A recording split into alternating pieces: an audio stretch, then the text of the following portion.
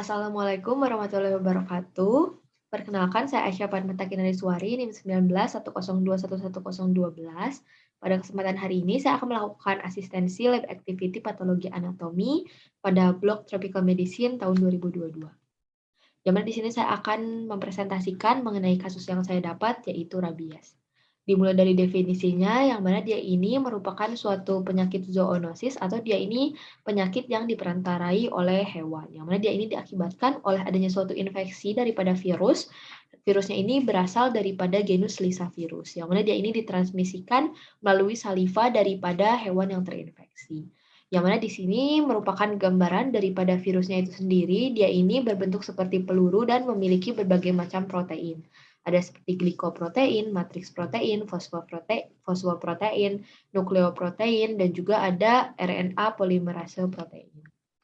Untuk epidemiologinya, dia ini sekitar 59.000 daripada manusia itu meninggal tiap tahunnya yang terjadi di lebih dari 150 negara. Yang mana dia ini juga 95% kasus itu terjadi di Asia dan juga di Afrika. Dan setengah daripada kasusnya ini terjadi pada anak-anak dengan usia di bawah 15 tahun. Dan untuk lebih dari 99% kasus itu diakibatkan oleh adanya gigitan daripada anjing. Untuk manifestasi klinisnya, biasanya pada awal-awal terjadi gigitan itu timbul gejala seperti adanya infeksi virus biasa, seperti ada demam maupun sakit kepala. Namun lama-kelamaan karena virusnya ini menyerang daripada sistem saraf, dia ini akan menimbulkan adanya kecemasan, agitasi, delirium, maupun adanya rasa kesemutan pada gigitan. Nah, untuk diagnosisnya itu sendiri, apabila dia ini memiliki gejala yang mirip dengan rabies, kita lihat apakah dia ini ada kontak dengan hewan, terutama dengan anjing ataupun dengan kucing. Bisa juga dengan hewan-hewan liar seperti rakun ataupun serigala, ataupun adanya kontak dengan kelelawar. Kemudian juga diperkirakan juga bisa saja terjadi karena adanya transplantasi daripada organ. Yang mana di sini merupakan diagnosis banding daripada penyakit rabies.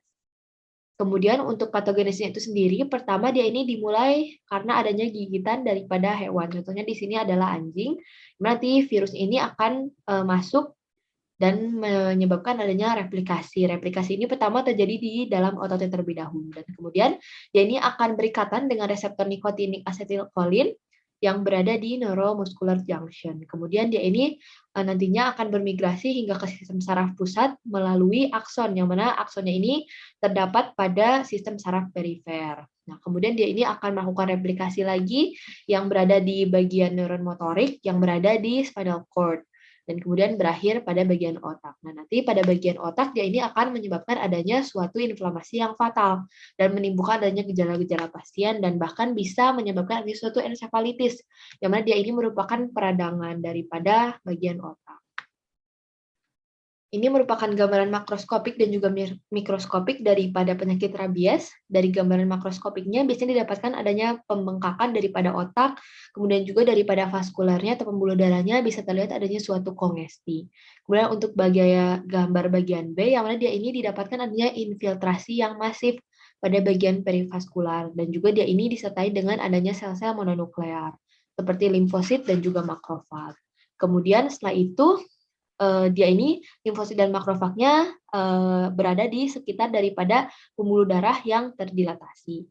Kemudian yang bagian C, dia ini didapatkan dari suatu eosinofil dan juga dia ini yang khas adalah gambaran daripada badan negri yang mana ditunjuk dengan menggunakan panah. Yang mana dia ini juga memiliki sitoplasma yang beragam dan juga neuronnya ini masih intak. Kemudian untuk yang bagian D, yang mana dia ini sudah mulai terjadi adanya suatu degenerasi daripada neuronnya itu sendiri. Dan juga di sini bisa kita temukan adanya sel-sel mononuklear dan juga adanya suatu edema. Dan kemudian daripada badan negri ini masih bisa terlihat juga. Kemudian untuk komplikasi yang bisa terjadi, di sini bisa terjadi adanya suatu kejang, psikosis, afasia, paralisis, koma, bahkan hingga menyebabkan adanya suatu kematian. Untuk tata laksananya, yang utama bisa dilakukan perawatan luka, yang mana juga yang paling penting untuk dilakukan. Kemudian juga apabila dia ini diakibatkan oleh adanya suatu gigitan daripada kelelawar, rakun, ataupun rubah, itu bisa dilakukan vaksinasi. Terutama vaksin ini juga bisa dilakukan untuk pencegahan.